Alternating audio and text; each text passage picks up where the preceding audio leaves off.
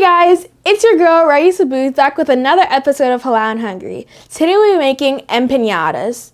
You heard it correct. We're making empanadas today. I love empanadas because it's like a blank canvas to do anything you want with. It's basically a pastry-filled dough that you can fill with anything you want. Meat, seafood, or vegetables. It's completely up to your imagination. So today we're making two different empanadas, a plant-based empanada as well as a vegetable empanada. Let's go into these ingredients.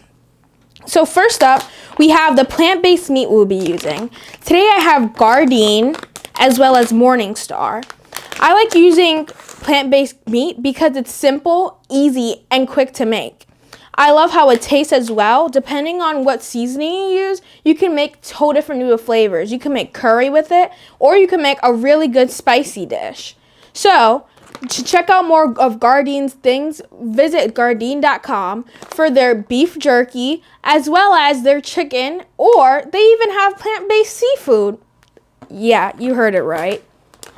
To visit more of Morningstar's ingredients, visit morningstarfarms.com for more of their breakfast, lunch, or dinner items, all frozen, which is really great because if you want a quick, easy dinner on a Tuesday night, check out Morningstar.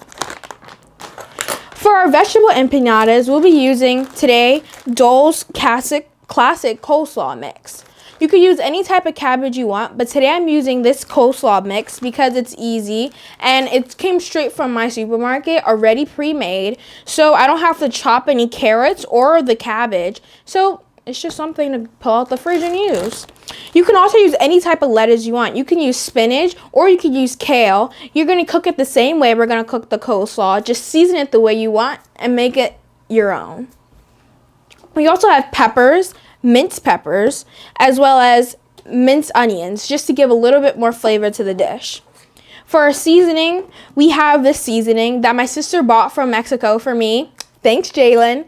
Its name is salsa. It's basically just a spicy little all-purpose seasoning that's great to use. We're going to be using cumin seed, crushed red pepper, my favorite seasoning of all time. You should use it in every dish if you're a spicy person. I love to use it. We also have ground black pepper, onion powder, and similar to the spicy Mexican seasoning that my sister bought me, this is a salt-free all-purpose seasoning, and if you don't have any of these, it's great to just use this because it basically has all those different flavors that you will want in a dish with just one simple sprinkle, which is really great. We got the salt-free version because the other ones have a lot of sodium, but whatever you have at home, just accommodate and use what you have. So let's head on to the cook.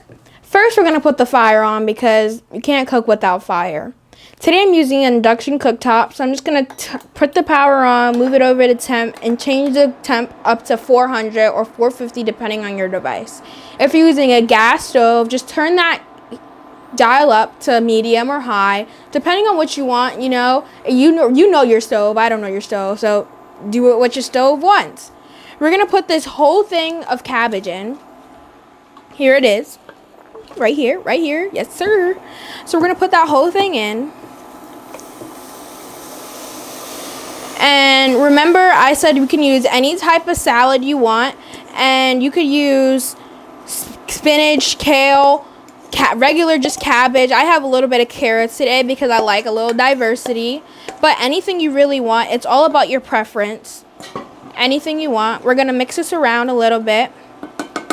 And I'm just going to add a little bit of water to steam everything down. I'm going to say this is about a half a cup of water. Not too much because I don't want to have to drain it later. But even if you do put it too much, it's okay. We can figure that out later. But we're just going to cook everything down. And we just want everything to get soft. We can have a little bit of crunchiness, but we don't want it too crunchy. And we're going to put the lid on.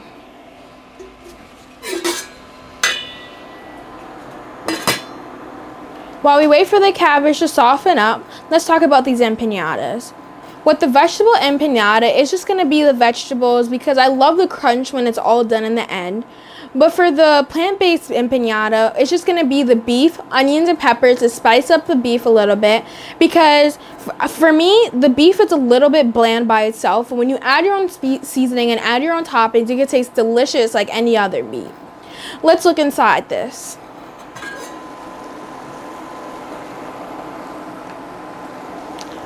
So, as you can see, it is softened down. It's all deflated now. It's all soft. Now let's season it. For this, I'm going to add some black pepper.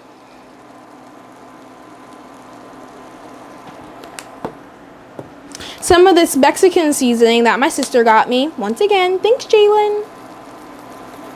And I love this because, like you can see, it's just like kind of like crushed red pepper, but it has a little twist to it, which is a little bit more spicier, which I like. A little bit of cumin seed.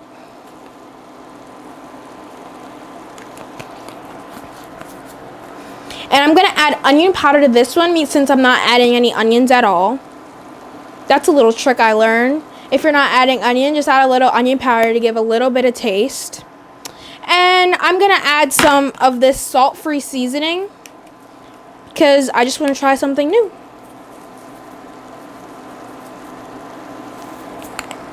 So let's mix it all together.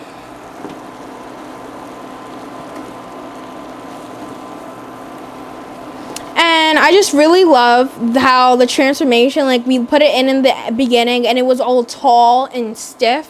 And now it's really soft. And I like seasoning it at the end just so that I know I'm seasoning the actual cabbage and not seasoning the water, which would be kind of pointless. Then you won't get any flavor at the end. So this is pretty much done. I'm going to turn off the fire now. And I'm going to put this aside while we head on to the plant-based empanada. Let's start with the plant-based empanadas. We're going to use a frying pan, medium size or small, depending on how much meat you're making. And once again, let's turn on the fire. That's an important step in cooking. I'm going to turn mine on to 400, maybe 430, just so that I could cook this meat a little faster. And we're going to start off by adding some oil to the pan. And I have a little cool oil thing. That's pretty cool, right? My mom bought it for me. And we're going to mix. So let's add the onions now. I add the onions first just so that they can get a nice caramelization and sweat a little bit before all the other ingredients. They need that little special attention. And love that part. Love a little shoo. And we're going to move it around. I have mine minced today just so that it's not too chunky within the empanada. And you can either dice it, you can even slice it, but I like it like this. I'm going to turn my pan down a little bit to 370. And if you're on a gas, just turn it down if you're getting a little bit too much heat than you want. We don't want to burn the onions. We just want to cook them down a little bit so they're not too crunchy and have a nice flavor within the empanada. Once I get a little brown on this onions, I'm going to go right ahead and put those peppers in because they all need a little bit of special attention before the other meat. Those are one of the two ingredients that needed a little bit of prior attention before putting in meat, seafood, or even your main vegetable because they need to cook down a little bit to actually get the actual flavor. Since I got a little nice caramelization on this, I'm going to add some peppers in. I also mince my peppers. You can dice your peppers. You can slice your peppers too. It just depends on how you want the flavor of your empanadas to be. I don't want mine too chunky, so I played around a little bit with the sizes, but you can do whatever you want. So this is just gonna move. We're just gonna move this around a little bit just so that it can get incorporated. Now we're gonna add the beef in. Well, it's plant-based beef, right? So first I'm going to add this Morningstar in. Like we always talk about, we always have to compromise for what we want. We don't just go out and buy new stuff because we always want to use what's inside our fridge so it doesn't go bad. We want to be conscious of what we have in our pantry and not waste any extra food. So I have a little bit of this from prior use, and I love Morningstar because they have different things. They have breakfast, lunch, and dinner. I personally love their buffalo chicken nuggets. They're delicious. I mean, delicious. I used to have them every day for lunch during school. Let's add this in. Today we're using a little bit of Italian sausage, and it's crumbly, so it'll get a nice flavor inside the empanada. We're going to move this around a little bit with the peppers and onions, and obviously this is not enough beef, so I had to buy a little bit more.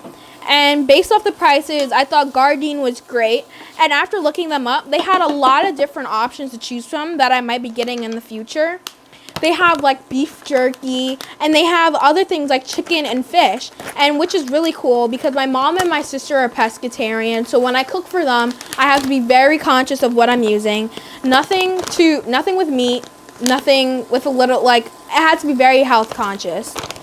So as you can see, these meat were frozen prior. I thawed them out a little bit, and you can still see a little bit of frozen, but what I like about the plant-based meat is that it can still be a little frozen and it'll come out great at the end because it cooks really fast. Like on the packaging of Gardein, you can see that it takes 5 minutes inside of a pan, which is pretty cool when you're making dinner on a regular basis. Because I know when I cook dinner for my family during the week, it's a lot of work to do schoolwork and cook extra stuff. So for something really quick, it's really cool to make. And you can season it the way you want with everything you want. Speaking of seasoning, we have to season our food. So we're going to add black pepper again because it's one of those seasonings I put in almost everything, especially since I'm a spicy gal. I love everything to be a little bit of kick in it. I'm going to add my crushed red peppers because one of my favorite seasoning. I'm going to go ahead and open it up to the spoon side because I know I just want a little bit extra in it. Since I already added onions, remember, you don't need to add onion powder, but if you do that, want a little bit of extra oniony, I don't know, is there a word for it? If you want a little bit of oniony, you can add a little bit extra onion powder. I'm going to add cumin seed because it's one of my dad's favorite seasonings. It also gives that little flavor pow that you always want in a meal. I'm going to mix it up a little bit.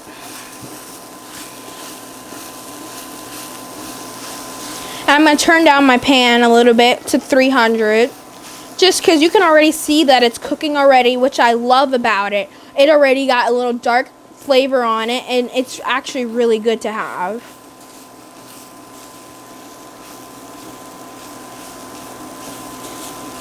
You kind of know it's done when it's not too hard but not too soft, and it's kind of like the same texture of beef, but it's going to be a little bit softer because remember, it's made from like peas and grain, so it's not going to have that hard same texture of a regular beef meal. But this is pretty much done, so we're going to turn down our heat. Like you can see, it's a very simple recipe. It's quick, simple, straight to the point. Okay guys, we made it to my favorite part, making the empanadas. Wait, I think eating is my favorite part. Okay guys, welcome to my second favorite part, making the empanadas. So I want to show you guys my empanada dough. Today I bought pre-made dough from La Fille. It's already pre-separated. You want to make sure you get the brand that has separated film because it's going to be really hard to take off the empanadas from each other if they're stuck together. And I know Goya has some, and you can even use puff pastry or make your own empanada dough, whatever you want to do. I personally never made empanada dough, but if you can do it, props to you. That's amazing. Much props to you. So today I'm using some yellow empanada dough. And remember to get this film. This is important. Remember to get this film. If not, it would just be stuck together in a hot mess. So we're going to start off with the first one. I have a fancy dancy empanada dough presser, which doesn't work too well. But it's really great for controlling how much you want to put inside the empanada, because if you overfill it, it can be really hard to press down. So we're just going to remember to do that. And first, we're going to start off with this plant base from Gardein and Morningstar. This is a tablespoon, so we're going to count how many I put in. I think I'm going to have to put like 3 or 4 because I don't want to overstuff it. Remember, that's a big thing when making empanadas. Overstuffing could be a big mistake. Hopefully I didn't. And this doesn't press down the empanada too well, but it does show me like a guideline, so when I do the fork, it'll be there for me. I'm just going to press it a little bit so I know where it is. And if you're one of those people that does not have an empanada thing, use a handy old fork. Forks are amazing because you can get a press right down and it can make your empanada press down amazing. And we're just going to press these down and make sure that they're really pressed down because while they're frying, we don't want them to open up. I'm going to do both sides just to give a safety measure. I overfilled it just a little bit, but that can be fixed. That can be fixed, people. And we're just going to keep pressing it. Make sure that it's really pressed down. That's a big thing in this recipe. If it opens up, then you won't be having empanada. You'll just be having fried meat, which is pretty sad. So we're done with this first one. That was pretty simple, I guess. So this vegetable empanada, we're going to take out another empanada dough. Remember, always get the empanada that is separated if you're going to buy it from the store. If you're going to make it at home, just make sure that they're kind of all the same shape, so that would be easier when you're frying it, and you make sure that you don't have different cook temperatures. So for this one, we're going to use tongs just so that I can grab it up real quick. And for this, I'm just going to eyeball it. If it's too much, I can take a little bit out. And I think that's actually pretty much perfect. Maybe a little more. And we don't want to overfill, remember, because it's going to be harder to do it. But if you do see that you kind of overfilled a little bit, just take a little bit out like that. I'm going to press mine down a little bit. And I'm going to take my handy fork with all purposes, people, and just press that down.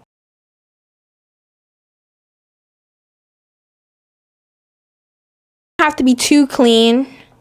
I'm a perfectionist, but it could overlap a little bit just to make sure that you get a nice clean over there. And we're just going to go in half crescent circle. And boom, we have our vegetable and plant-based. If you're only using plant-based, then that's great. Follow my first recipe. And if you're doing vegetable, follow my second. But if you're doing both, like me, just go ahead and alternate, or you can even be unique and combine them. It just depends on what your flavoring is like. And let's go ahead and fill the rest of these. We finished folding all the empanadas and pressing them down really hard with that fork. Remember to do that. And today, like I mentioned, I'm going to be air frying my empanadas. You guys at home can bake them, air fry them, or deep fry them on your pan, anything you want. If you're going to bake them, do it at 400, as well as if you're going to air fry them, do it at 400 as well. Remember, if you know your device has a little bit of different temperature, do it to whatever you need. And if you're going to deep fry it, you don't really need to put the temperature on the fryer. But if you are going to you're going to check the temp of the fryer, do it 450, 425, around that. So I'm going to put my empanadas on my tray. Today I'll be using out my new stove. My new stove is from Samsung, and it has different features such as baking, broil, air fry, and dehydrate, which is really cool. And today I'll be trying out that air fry feature. But if you're using a regular air fryer, one that just goes on your counter, that's great too. I used to have one, but then since we got this new stove, we just moved to this one. And I'm going to place them so they're separate out and make sure that they don't touch, because you want to make sure you get a nice golden brown on all of them. During the process, we're going to go ahead and flip the actual empanadas while it's cooking, just to make sure that you get that nice golden brown you would get on a deep fryer, but without the oil, which is really cool because I like healthy things. I'm going to go ahead and put this down here. And Now that we put all the empanadas on, I just want to mention, as you guys can see, I have plenty of leftovers for both the cabbage and the beef. And I'm a strong believer of leftovers. Leftovers are amazing if you're in the middle of the week and you just want to put something together. And if you have extra of the plant-based beef or the cabbage, it goes great in salads, over rice, basically in everything. And it's kind of cool because if you want to have one meal one day and you don't want to have the same meal the next day, you can kind of switch it up and you don't have to cook more food, which is pretty cool. Let's go ahead into that air fryer. We have finally gotten to my favorite part, plating and eating. And it's the most important part, besides leaving everyone sick. But let's just get on to the food. So today, I have a nice fancy plate.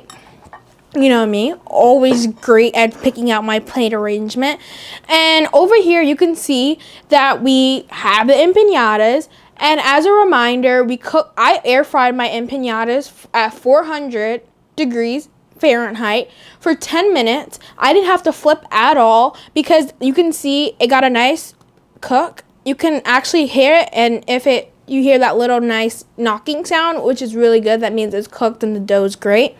If you baked it, you can also do it at 400 degrees Fahrenheit for 10 minutes. Check it, and if you want a nice golden brown on the other side, just go ahead and flip it.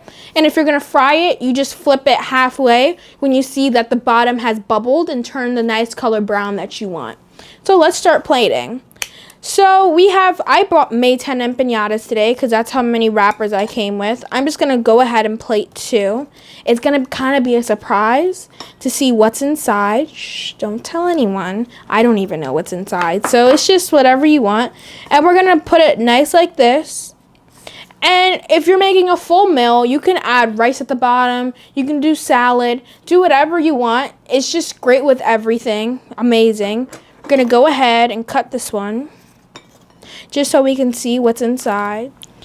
We're going to cut the empanada and place it nice and neat on the plate, just so you can see the inside of the empanada, but also see a full shot. And here we have it. We made plant-based empanadas as well as vegetable empanadas. Make whatever your heart desires. And remember to check us out for another episode. Bye!